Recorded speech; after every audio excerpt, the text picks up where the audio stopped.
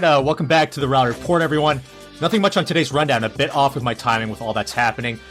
Could say my piece on the recent Australian Open's glass floors, but I'll save that ramble for another time. Guys, NSL Draft, probably one of the most exciting events, in my opinion, in squash right now, happened last week. I was not able to make it for the live commentary analysis with Jackson Bragman and I guess my interim replacement, Bill Buckingham, who gracefully attempted to steal my job. Was sweating quite a bit with how good of a job he was doing, but don't worry, never again. And I'm still up to date with what happened. And today's episode is going to cover the NSL Draft, going to be grading each team's draft performance. I'm telling you some really good drafting by certain teams and some really unserious organizations out there as well. But yeah, over to today's episode with Dougie, who is my best attempt to replace the irreplaceable Stuart Crawford as my go-to analyst. All right, welcome back. I mean, no really introduction needed for today's guest joining me, former professional, I guess now, former U.S. national champion, aspiring lawyer, and I guess one racket per platinum event guy. Be a suitable nickname. Enduring legacy. Enduring legacy. But welcome back, Andrew Douglas, to the pod. I mean, I guess in different circumstances, as today's episode is about covering the NSL Draft, recapping, kind of grading each team's performance on the draft. And yeah, we'll start with the women's, if that's all right with you, Andrew. Yeah. Thanks for having me on, Sean. I feel like I'm doing some service to replace Stuart Crawford, your greatest source of content now that he's locked away in England. Would have killed to have him on for this. I'm sure you would have had a bunch of hot takes. I'm sure that maybe we can get like him under a pseudonym, just cover his face. No video on. No video. I cover it. Yeah. I guess the first question before we go into it is, I'm assuming you graded each team. Yeah. What was the criteria? What were you looking at for? Well, I started with, I texted you, I started with ChatGPT and I worked backwards. So you input, you feed it the players and you ask who you give a good grade and a bad grade. And I thought it was pretty spot on analysis. And then I kind of like looked at, I'm looking at the players right now. The thing that strikes out now that we're talking about the women's draft, the teams, I feel like there's a lot more parity amongst the teams. It's really hard to kind of differentiate who kind of won and lost the draft, just because there is so much. It feels maybe because there's fewer teams, the level of quality, I think, goes. Everyone is a good player. I mean, everyone in both drafts is a good player, but everyone here is really top of the line. I also think that the difference between the men and the women's draft that's interesting from the owner's perspective is that with the men's NSL, because there was an NSL draft and season last year, team owners I think have a bias towards known quantity versus unknown quantity, which is totally fair, just because they know certain players. But with the women's draft, it seems that for the most part, people were picking not with that in mind, just because it was a totally blank slate. So I think you saw teams going a lot more for ranking, right? And I think maybe that's why we see a little more parity, just because there was no bias for certain players over others. Yeah, I mean, I agree. I mean, I'm a big believer in just ranking, and I think that I based a lot of points on that. And then I think for me, I did availability. Just kind of guessing their availability, where they're located. Are they going to be able to travel back and forth? How far are they? So that's kind of what I took into consideration. But yeah, kind of, I guess, starting off with the first pick, Philadelphia Freedom. What do you think of the name, by the way? I mean, I guess you're going to be on that team as well. Philadelphia Freedom. Well, actually, it's a different name, which is interesting. It's like, I think it's the Philadelphia Lightning. Lightning, yeah.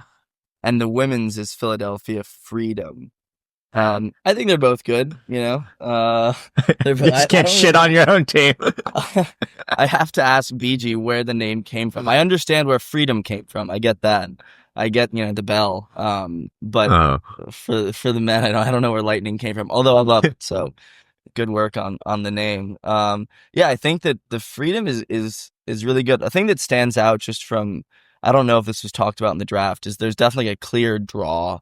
I don't know, from the back end, from the owner's perspective, the way the NSL is set up is there's a big incentive to sell tickets.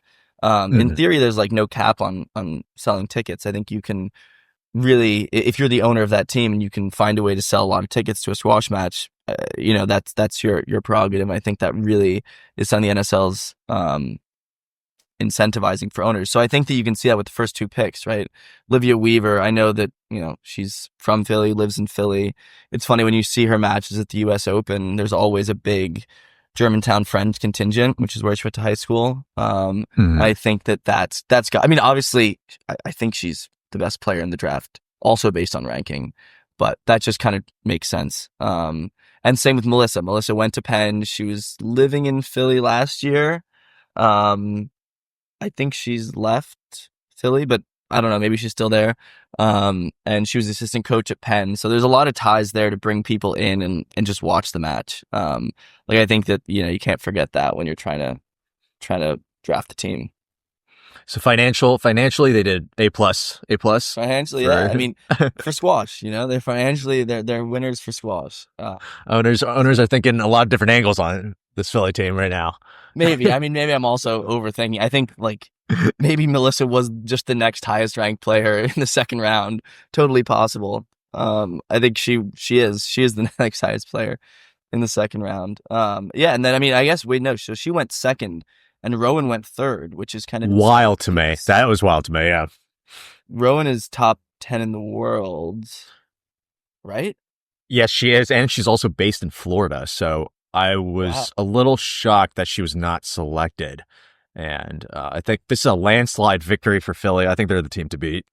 I don't know how they were able to get Rowan. I take back what I said about there being parity. It seems like this is by far, unless she made clear to the owners, because something that was interesting is the owners sent, or the NSL sent around a poll to all the people that were registered in the draft saying what days are you available, what days are you unavailable.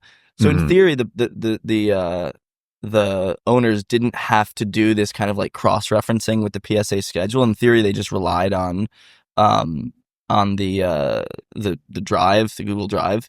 But at the same time, I put down that I wasn't available April 25th, but I am now available. So there's a lot of moving pieces. So maybe they just took her because they figured that, or they had some information that she wasn't going to be available. Maybe they should release that to the public of availability. Yeah. That would change a lot of grades, because I had some ruthless grades to certain owners on certain teams. So really interesting. Yeah. So so Freedom has an A. Is that where Freedom has an A? That's I wouldn't give A+, but I think A would be good. I thought a bit obscure on their fourth round pick with Catalina. Yeah, I thought, the phrase "people in glass houses shouldn't throw stones" rings true here for me saying anything about this. But she, I think that part of it is, like we talked about earlier, is that present bias. She was at the draft, she played in the draft, and I think that there's especially, I actually don't know who the owner of the team is, but when you watch someone play live, I think, especially without knowing them relative to their peers, it's just so easy to be like, wow, this person is an amazing player. And I think she is. I don't know if she's still playing professionally. Again, neither am I. But I know she's super talented, and I know that, she's probably going to be someone who's going to be more available because she's not playing on PSA. So there's always that consideration as well. Yeah. So that was my only, I think I would have given them A+ if it weren't for that pick. But regardless, I think great team, informed team. Olivia Weaver just winning Australian Open, just to drop all my research facts because I need to for the listeners out there. Melissa winning that Vancouver 30K. So very informed team. And Rowan, I think it's ridiculous she's on this team right now. Now that I'm looking at the other second round picks, it is interesting. I think, yeah, it is, especially considering she's based in the US. I'm assuming now that she maybe has only put down that Google Doc that she's available for 1 or 2 games. But that would be my only reason. If not, I honestly don't know what the other teams are doing by not selecting her. Yeah. The other thing that I think that I didn't think about that initially was this being kind of like a franchise deal. If you really do see this as a long-term play, that it kind of makes sense to not over-index for this year.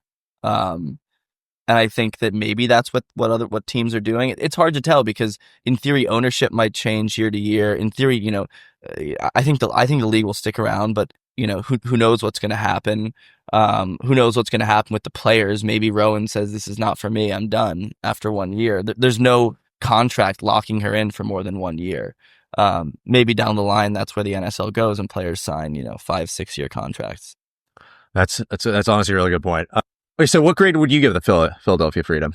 I'm not going to give them an A. I'm going to give them an A-, just because I can see a situation materialize where they actually, I think they have two, or at least one. Olivia Weaver is one of the busiest players on PSA, it seems. So I think they could have a situation materialize where, in theory, they might need to go to the free agent board and pick people up, or have their last 2 round picks and a third pickup if the first 3 players are unavailable. Right? If Rowan and Olivia, for example, are both unavailable for the NSL finals, that really changes. Yeah, strength of that team looks very different. Yeah, very different. Yeah. But long term, I think, like, if you think just long term prospects, certainly an A. But for this year, we'll go this year A-. Nice. Love it. I love how more ruthless he is with the grading to start this off. Next team, District Inferno, the lefty team here. Dougie. Yeah. We got Amanda Sobey, Jasmine Hutton, Lisa Aiken, Margot Prow, Marie Steffen. Definitely butchering a bunch of names here. Fine, yeah. That's I'm kind of feeling for Marie there. I don't know how she's fallen to such. I think she's ranked ahead of at least 2 of these players. Yeah, I got the rankings up. She's ranked 48. Lisa Aiken 69. She's coming back, and Margot's ranked 88 in the world. I'd say my initial thing is the A-. I think probably the biggest challengers to Philly's campaign. I think it'll be interesting because my thing is the only U.S.-based players here are Amanda and Margot. And others, Marie, actually, no, Marie's not based in the U.S., although she has strong ties to the U.S. Right. She went to school in Philly, but again, you're right. That's a pretty big issue. No, I think they have 3. Margot, Jasmine's be based in the U.S. I think she's England based. Really? Okay. I'm gonna counter and say Florida. That could be totally wrong. That could be 100% wrong. And then, someone fact check us there on that one, but yeah, that A-. I think, given that they had the second round pick, I think they did what they can. I still don't understand why they wouldn't have picked Rowan. So just for that, I think docking some points off there. Yeah. Oh, yeah. I agree. I think that. Although I think I'm going to give them a B, a B plus, B plus. So we'll do yeah. Glad to know his initial thoughts were B. My initial thoughts were B, just because of that thing you said about Rowan. That seems either misguided or there's information that we don't have, which is totally possible. But moving on to my pick to win. The NoHo Sharks, the NoHo Sharks. Yeah. Wow. Break it down for me. I have no clue what NoHo stands for. It sounds like Soho, but with an N. But I know it's not in New York. So anyway, NoHo. I think that they have, again, a very random draft order. I don't know what Mariam Metwali is ranked, but I also believe she might be ranked ahead of at least 2 of the one. Maybe? So she's currently ranked. Watez maybe is ranked ahead of some of these players. Yes, she's ranked 3rd. So I'll break it down real quick because this is Andrew's team to win. Marina Stefanoni, 32. Salma Hani, 12, highest 7. Tori Malik, 43 right now. Hana Motaz, 32. And then Miriam is 38, who was also highest 20. So in terms of depth, comparable. Yeah, depth, all in the similar range. I mean, other than Salma Hani. But yeah, so A for this team. Yeah, I just think that in terms of availability, they do well. They have a good mix of. I think they have just a good mix of everything. And they also don't. They kind of skirt the World Tour Finals issue because all the Salma's. I don't know if she is. I think she might just be on the edge of the World Tour Finals. Mm-hmm. And so I think that if they are purely trying to win this year, they've done a really good job. And I also think that someone like Tori and Marina, I could be wrong, I think they might have played like a British Junior Open finals together in recent-ish years. So they're both on the rise. Hannah Moatez is, also young and really good. And I think Salmahani is still pretty young. So I think it's a really good team. And I just think it's funny how you have basically 5 players all ranked the same who all went to the same team. Again, it shows the depth of the league that they brought. Yeah, I put this team as the greatest depth out of everyone, and also given the circumstances they had the third pick, I give them a B plus. Again, just docking off points for any team that didn't pick up Rowan. So that's another. Do we have an A team or no? Do we? I mean, I give Philly A. So Philly an A, okay. Right, yeah. So we did. So this is our flip. You had Philly. So you saying then that you're going to pick Philly if you would bet on it, you'd bet Philly to win. Philly to win this year. This year, really? Yeah, Philly's got to win. I mean, praying they have the availability. 2 of their top 5 players will I think Rowan's in the top 8, right? 2 of their top 5 players will almost certainly be out for the finals. Well, Dougie, this information was not released to me until you were talking to me about it, so I wasn't aware. Which does change everything, but just in terms of name value and what they bring, and in terms of everyone's availability, I think they're the team to beat. But as we know with the NSL, next week all these teams could look different with players dropping out. You never know. Yeah, totally. Totally. But as a franchise, though, they don't need to. What was the Philly? They don't need to trust the process. They certainly have the process there. Oh, they're a bad luck team. Bringing the 76ers involved here. Lake Erie Beacons. What are your thoughts on this team? I think it's a solid team. I would give them the lowest grade of the 4 teams, so I guess that would be a B. I think that they do. I mean, to be fair, I think if you get Lucy and Sabrina, a healthy Sabrina, on the same team, like in the same match, I think they're incredibly good. I think they both like match each other really well in terms of the NSL format. I know Sabrina. I saw on LinkedIn was it LinkedIn? I think she's been injured for a while, right, and hasn't really played at all this season. So that's the only reason why I say that this year they wouldn't be my pick to win. Just because if I'm Sabrina, NSL is probably lower on my priority list. Not to speak for her, but just like coming back from an injury, the biggest thing is just trying to play PSA tournaments and get your ranking back up, and and also just the rust of like coming off almost a year of injury. That's the only reason, because if her and Lucy are on the same team, Lucy's so attacking and Sabrina is, also so attacking, but also so athletic and moves so well, that they'd be like a really dynamic duo. And then Holly Naughton, what's she ranked? Do you have her ranking? She's ranked 29, highest 16. Pretty interesting. Another one that kind of fell pretty low that you would have thought. But again, if Rowan's in 3rd round, she's maybe not so low. I mean, I don't know. What was your take on Erie? I gave them A-. They had the 4th round pick. They were in the worst. They were in the worst position, but I think everyone's available on this team. The furthest person out is Holly Naughton, and she's in Canada, and I think that speaks volumes. Yeah. Right. And also with your scheduling, I don't think any of these players are going to be having conflicting schedules there. I think the biggest caveat is Sabrina Sobi's health. I think she can. My biggest thing is I think the top players are good enough in this draft pool where they can actually blow out the scores. But I think if Sabrina's healthy, she can keep up, won't mitigate the damage there. And I think the depth of this team is pretty solid. Also, Alina Bushman, I just want a quick shout out to her. She's on an incredible run in Calgary where she beat Chunson Yuk, Holly Naughton, Saran from Harvard, and winning against Grace Gear and losing out to Jasmine Hunt in the final. Wow. She's very impressive. She's going to be good at this as well. I think the NSL format, I feel like that suits her.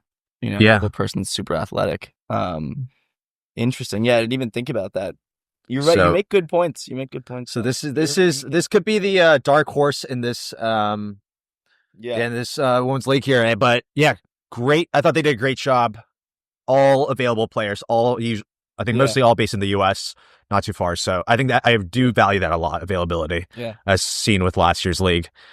Could see, we definitely could see It's interesting now that we talk about it. Philadelphia's stock seems to have dropped so much. I mean, yeah, that World Series thing, I did not think about that. And I definitely think Olivia Weaver's a lock in that. I think, and also Rowan probably is going to be in a lock in that. So yeah, that does change everything. Wow, they really just were only thinking about their financial situation there with ticket sales. So I mean, maybe they're building a franchise. Maybe they're trying to be the next. Maybe there's a whole lobbying arm of the Philadelphia team that's lobbying to get the next year's finals moved to a different date, and then they've got it locked. So long-term picture, but yeah, I guess so.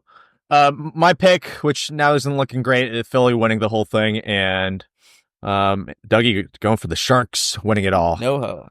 And we can get some confirmation on where NoHo is. Yeah, fucking, I have no idea. Yeah, someone shoot Sean a text. Let him know where NoHo is. I hope it's near the water. That'd be nice if they're gonna go with Sharks. Yeah. All right. Well, we'll move on to the men's. Okay, so we'll start off with the Greenwich Panthers, who had the first pick. Obviously, went with Mustafa Asal. What would you give this team for grading? Break it down for me. I don't know. So the thing is, even I'm gonna caveat the World Tour Finals thing differently than Philadelphia. Even though we take Asal out for the finals, I actually think this team, especially their 2, 3, and 4, are huge value in the league, and like probably some of the 3 best players to have on an NSL team. Even though Sanjay going second above Vargas and Dimitri is kind of insane. There's some cognitive malfunction between those two things. But like Sanjay, Vargas, and Dimitri are probably 3 of the most athletic players on tour. And I think that Sanjay, one of the most attacking, and just, the ability to create kind of chaos on the court is a real asset in the NSL. And I think that Vargas and Dimitri are going to be super tough to break down. And they're also both quite attacking. So I think I give them an A-. I think they are going to be incredibly strong, even though we say Asal's out for the playoffs and the finals. So, yeah, I agree with a couple things. I gave them a B-. I was actually pretty ruthless with the same. I think if you have the first round pick and this is a team you drafted, I've got some problems. I think this is not a great for the first round pick. I just think on availability, it's ass. On availability, it's bad based on Asal only, though. Is that you're saying? No, I think so. None of them are U.S. based other than Sanjay. I was looking through this. Actually, he's not U.S. based anymore. So no one's U.S. Summer, yeah. No one's U.S. based. So what are we doing here? And I think you're totally right. You're totally right. And also with us, first of all, so I'm calling it now. He's gonna play like one match. It's an iffy first round pick. First, I get it for the name value. The stock, you got to do it as the first round pick, but he's competing to win every tournament he's playing. So I don't know if he's going to prioritize the NSL in any factor, and I don't even think he should with what he's going through. But too many players are coming all over the world, and I feel like the most stable play. Also, attacking players, I have mixed feelings about. The NSL, I think that you also rack up a lot of errors, as seen with last year's performance. So I actually do value more stable players, so like someone like Dimitri. But also with him, I don't know if he's going to be flying all over. He's based in Switzerland, so that's my take on this team. Yeah, that's totally right. And I have two more things I was thinking about just now. I know Vargas, I think he struggled last year with availability and with travel, coming from Amsterdam or wherever he was. And I know that was something that I know Nashville didn't like. And same with Dimitri. I feel like, so Dimitri pick at 4, to me that screams they have no like personal info about him. They just were like, wow, this guy's still available. How is he still unavailable? But that to me says there's no connection there. And because there's no connection, I just think it's less likely you can get someone to show up, right? Like a lot of these picks are based on personal relationships. With owners, with like coaches at clubs, where they can kind of like nudge the player and be like, hey, look, like, please come. Because if you don't have that kind of like push, it's super easy for a player to be like, look, the season's over. I don't want to fly, like you said, 6 hours, 7 hours, 8 hours to go play in this league. And so that's why I think the Dimitri pick at 4 to me screams like opportunism. without potentially enough information to back it up. Yeah, so not the greatest grade for this team, even though I did see Dimitri flashing the social media. Seems excited about the team, so maybe there's some excitement there, so he will be available. But as Bill was saying on the draft, there might be some personality issues on that team, so we'll just leave it at that. I don't know if Bill's going to be returning to NSL with what he said on that draft. I hope he will. When I fed ChatGPT, I asked it specifically to tell me what Bill Buckingham said. I asked for a transcript of all of his comments, and one of them was he told someone not to correct him. So I don't know if an owner, in fact, I actually did see it. He told an owner not to correct him. So Book of Bill, we don't violate it. Okay, move on to this Philadelphia Freedom team. Your team. I don't know if I should even be asking you this with the bias you're going to be bringing in here. I know, but. I gave them really good. Yeah, I gave a good grade. I gave them a really good grade. I was disgruntled giving such a good grade for this team, but very good team. Other than that number 5, he's a bit. Did you see what Bill said about you? No, I gotta know. He was not happy with Philly picking you 5th. He said that was not a great pick. You went as far as I think he compared you to a TJ Dubinsky. I love TJ, but that's a bit harsh. That's a bit harsh. And he was just like, Dougie hasn't competed. Not a great pick. I thought you might have had some comments to fire back at him for that. I think he had no idea what he was talking about. I mean, a former U.S. national champion here. I guess he hasn't played as much, but comparing to TJ was a bit harsh. Yeah, I mean, I honestly don't really have a response, quite frankly, because I just don't really care anymore. Like, I think that there's definitely a good chance that I'm not, like, I don't believe that I could win a match against these guys. Do I believe that I can, like, put up a good performance for 8 to 10 minutes in an NSL match?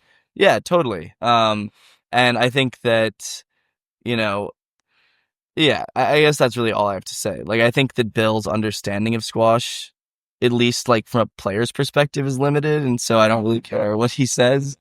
I also, I mean, that's a good clapback. I think. Yeah, he doesn't know what he's talking about. Yeah, which is fine. I think that like 8 minutes of a squash match, 10 minutes, even like 15 minutes of a squash match, especially at different intervals, is just so different than a best of 5 match. Like, would I beat these guys in best of 5? No, definitively no. I mean, maybe some of them here and there, some of the 4th and 5th rounders, if I'm really having, a great day. But I think that that's just like a total misconception. I also think that the big upside that people miss with people that that aren't playing full time is like, this is my Super Bowl, and like when I was playing PSA, showing up to some of these exhibitions, some of these league matches, by the end of the season, it's a drag. Like, I was so done. I'm sure a lot of these players by the end of the year are going to be so fed up with squash. I mean, I was, that they're just not going to get up for it. But for me, like, I'll take the whole week off just to be fresh. Like, there's nothing stopping me from trying to really optimize my performance for 8 to 10 to 15 minutes. So again, just highlighting why Bill's internal logic is flawed. Well, enough shitting on Bill here. I think I honestly, like, objectively, this team is great. I think very well, best drafted team on the men's side. I think with balance, availability, skill set. I think with Ali Abu, I mean, he's crushing it right now. I think he's probably one of the top caliber players, probably the only player actually pushing a Saul outside of the top 3. So even if they're paired up against a Saul, he also will be great for this format, just because he's so fast. He can defend and he can also attack and cover very well. And so I think that, like, there's going to be, especially if you get him you have a tie to Philadelphia, even more incentive for him to come. His brother lives in Philly. So there's really, like, I think that's a perfect like, 2nd overall pick. I would have picked him ahead of Mustafa just because of connection to the U.S. I mean, I guess Mustafa spends a lot of time in the U.S., but like you said, availability. I mean, availability, this team also. Malia, I feel like you could force him to come back to Philly at any time, no matter what the circumstances with his affiliation. I'm sure will just, call his brother and tell him to make him come. But I think he also wants to come. The only Yeah. one that I don't know about at all is Muhammad Abu Elgar. Yeah, that was my only question mark. But if that's your only question mark player within your entire roster, I think that puts you in a really good standing. And also, if that was their gamble of a pick, pretty good gamble of a pick, former top 10 player who is really still trying to get back into the rankings. And then you have Nathan Lake living in Brooklyn here, train right away. Ramit Tandon, who I think loves the U.S. more than India's, who always comes back here. So you got a great affiliation there. It's a long flight, though. I'll say that. It's a long flight. Yeah. So maybe there might be a little question mark Ramit Tandon, but then we also have Dougie, who this is his Super Bowl. So what are we talking about here? Yeah, so it's my Super Bowl. Those 8 minutes, I'll give it all for those eight. He'll die for these 8 minutes. Yeah, I won't. I'll try to lose as few points as possible and win as many as possible. And I think in terms of crowd, I think this team can bring in the entire crowd, make it really the home crowd advantage is good for this team. So I gave this team an A. I think this is a team to beat. Yeah. I guess I did both Philly teams, the team to beat here. I will say again, availability is always, that's the game in the NSL, at least for the short term. Until it supplants the PSA, then it will be less of an issue about scheduling. But that's the name of the game, and so there's always variables that come into play. Yeah. So A for the Philadelphia Lightning, and then I guess next up is Lake Erie Beacons. Yeah. Dougie, what do we think here for this game? I think it's a B. I think it's a B. Other than my favorite aspiring PSA player, Nicholas Pizziri. Who I think will be a great addition and who I know has an affiliation for Cleveland. Is it Cleveland? Lake Erie's Cleveland? Oh my God, you're calling me out here. I think Erie. Okay, we are going for this. Okay, yeah. I think he'll be a great addition. Yannick is really good. Bernat.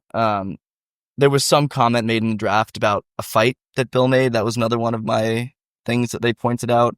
I don't know if ChatGPT hallucinated that, but no. I think he was saying that Bernat might be Bernat being the first player to go through disciplinary action in the NSL. NSL, yeah, for sure. I mean, Bernat has a different worldview than mine, but I actually I like him. I would never fight with Bernat, and I feel like if there were to be anyone that would have real disagreements with him, it would be me. And we've never fought, so that's telling. I think I mean we know how he felt last year when he wasn't drafted, which I thought was ridiculous. But he seems pretty fired up about the NSL, so I'm gonna give him a little more. He's got points the chip. for Chip. Also, I think he wants to come to this. So in terms of availability, you'll be good. I think it'll be solid. I do think that again, I don't know where their matches are, but for someone like Yannick, I don't know if there's direct flights to Cleveland. It's just another added layer. Of maybe slight hassle getting here, but at the end of the day, he seems like a super professional guy. I don't really know him at all, but he seems super locked in and professional, so I feel like he would make it work. Doesn't seem like someone who would flake out. The only reason I gave this team a B, I think the only reason I gave them, I feel just lack of variety of playing styles. I think they're all kind of in the similar range of how they play, all solid, not much attacking. There's no one player that really comes out of okay, this is what they're strategizing for power plays and all that. But at the end of the day, it's really about how good you are as a squash player, in my opinion. So it doesn't really matter. But just the lack of variety, I thought, was a little disappointing in how they drafted the team. But just be solid with their positioning. But I guess moving on to the team that dropped you. I hope you didn't give them an F right away off the bat here. But Chicago Grizzlies. I actually thought they were. I think they could be another potential A team. I really liked what they did. I think that Greg Marsh, assuming he plays, would be a really amazing NSL player. Just the way he plays, what he's able to do. Same with Yusuf. I think that combination and Sam Todd as well. Who's I haven't seen him play in probably 5 years, but I've heard he's really good. And I think they could be a real sleeper to win. I think they are, super diverse playing styles. Yeah. And again, I think athleticism is a real premium in the NSL. And I think that they have some of the strongest they have Greg, Yusuf, and Curtis in a different way. But I think that they have some of the best pieces. Yeah, I agree. I give them a B plus. Most probably very well balanced team. I think it is imperative for them to pack the facility of wherever they're playing at. I think that a lot of players like Greg Marsh and Yusuf really play better with a bigger crowd. Yeah. And So Chicago was like that. Chicago was great. I mean, yeah, it's at the University Club. Um, they had an amazing experience last year, even though our team was, I think, lost. Maybe we didn't lose that badly, but we lost. And yeah. So anyway, yeah, move on. yeah. To Newport Dragons. What do we give here? I think this is a super ragtag crew. I don't really know how much connection these. So someone like Finley is someone who's going to show up. Nasser's going to show up. Spencer's going to show up. Shabaggy will show up for something in theory. Again, probably someone who's going to be in the World Tour Finals, so not going to be around for that. And then El Nawasani, again, that strikes me as kind of a pick that maybe there wasn't a whole lot of research done because he's an amazing player, but I don't know what the connection is, or if they've made a connection. So that's the only one that kind of strikes me as a little out of left field. And not to say that you need to have a connection with the player to draft them. I just think it gives you more comfort they're going to show up. I gave this team a C, my first C in the draft. Wow, that's harsh. I think Shabaggy, great. I just don't know how he'll fit in. Hopefully he doesn't take this too personally. I just think the cool down, having to jump back on it at his age with his body might not even be the best, and also his availability. He'll play like one match, You disagree with that? I disagree. I think he'll be phenomenal for the NSL. Like, I think I think he would be the best player for the NSL, quite honestly. Just because he's so, like, astute. He's like very smart with the way that he plays, very smart with the way that he approaches the game. And I think that he'd figure it out. Well, like that's why we brought him in. That's why we brought Dougie in for the player perspective here, correcting me on this. So yeah, maybe he is the best player for this. I am sticking with the C grade on this. I just I respect that. I think I get it. Spencer, co-founder of the league, you have to keep him, but with the depth of the draft pool, I think if you're a real owner about championship aspirations, you need to be ruthless and to keep him again, at second is tough. But again, I do think there's a lot of upside to having insight into the league. I think that you can't really put a price tag on that. And I think that if you think about that long term, that might be something that, for all I know, maybe Spencer's talked to Yahya and, they've figured it out. I think that having a player that's invested and that, again, maybe it's his Super Bowl too. It's certainly, a bigger deal to him than someone like, who has no connection to the league. So it's fair. That's fair. But I get what you're saying. I get what you're saying. Colts, what do we think? I gave them B-. I just think talent-wise, after Lionel Cardenas kind of does drop off, and it seems like with how New York Knights dropped Matthias, it seems like his availability is in question. I don't know why they would have dropped him unless his availability is not certain. So just in terms of talent, where they're coming from, other than Shahjahan, I think not great.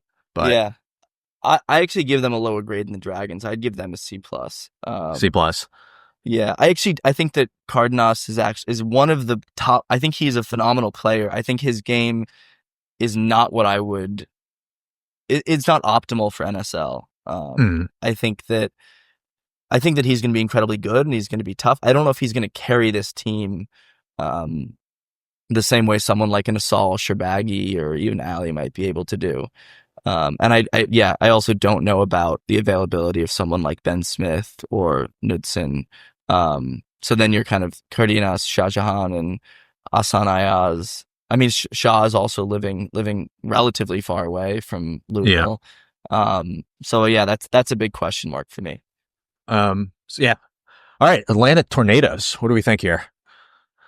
Tornadoes are a weird one. I'm going to go middle ground and say B+. Because I think Miguel is phenomenally good. I think Veer is phenomenally good, especially with the NSL. And I think that David and Tom can be real anchors for that team in just the way they play. But I also am worried about you know, I don't know. The more I look at it, I think, yeah, Miguel is going to be good. He's going to be really good at this.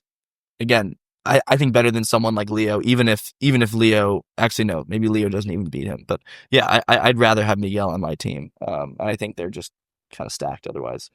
Yeah, I gave them a bit better of a grade. I gave them a B. I just think I don't really see any gamble on here. I think you should have kind of gambled on a really just good player outside of Miguel. And I didn't really see that with them. I think they took the safe option with each of their picks, which is good for them, which is why I'm giving them a B, not a C, but just where, yeah, it's interested to see how it pans out. It's a very, I mean, to be fair though, availability is all very good. Minus maybe Miguel. Veer, has connections to the U.S. David lives in the U.S. Tom lives in the U.S. And I assume Sharaf lives in the U.S. Yeah. So I just wish they picked one, outside of Miguel, another top 50 player, which they haven't. But I get it. There's a lot of upside, especially with Veer. None of those guys are top 50. No. David and Tom.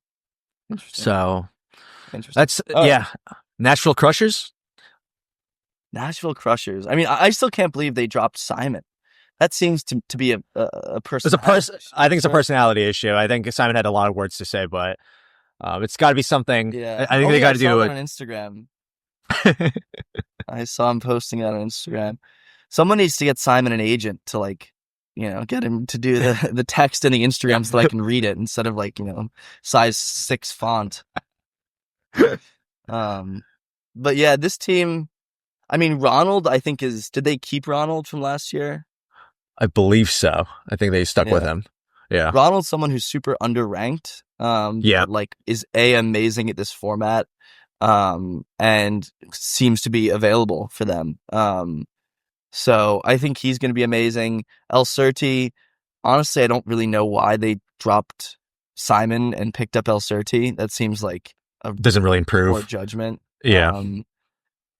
If the argument is that Simon hits too many tins, I think that you could make a similar argument there.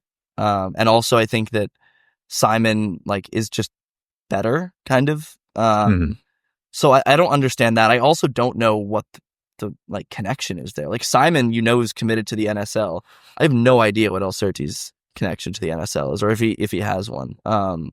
And I do think though Timmy and Baptiste could be very good on the same court together. I think them and Ronald, those three, would be a really, really tough team to beat and could actually win. I think Timmy knows the NSL better than probably anyone else. He knows the format and his game really suits it. So I think that him, Baptiste, and Ronald could be a tremendous team.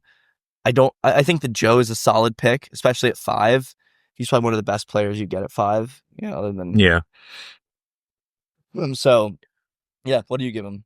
I gave him an A. I think just the combo of Timmy. Yeah, just the combo of Timmy and Baptiste at top. It just gives them such much good depth. And Ronald, I think, is proven in the NSL format. I also think he's incredibly underrated on the ranking wise.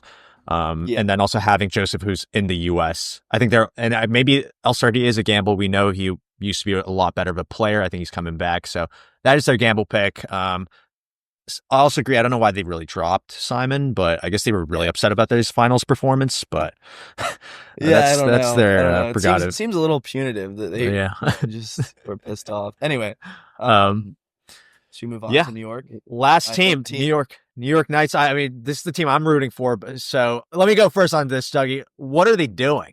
I give them a B. What are they doing? I've heard that word on the street is they really cared about availability, and that was one of the major criteria that they used for drafting their team, which honestly I think makes sense. I think I think that it makes sense to an extent, right? You have 5 players now. I would have liked to see them take a few more chances with players that might not be available. But I think that Seb, again, is one of the best players at this format because he's so athletic. He's just such a tough out always. Again, Simon, like you said, I think is going to have a chip on his shoulder. I hope they play Nashville. I don't know if they do, but someone should arrange that. Rory, Dylan, another Penn alumni, and then, someone who's my draft comp, Sam Sherrill. who, I'm rooting for him, Yeah. I'm rooting for him to show Bill Buckingham that we can still do it and we still got it.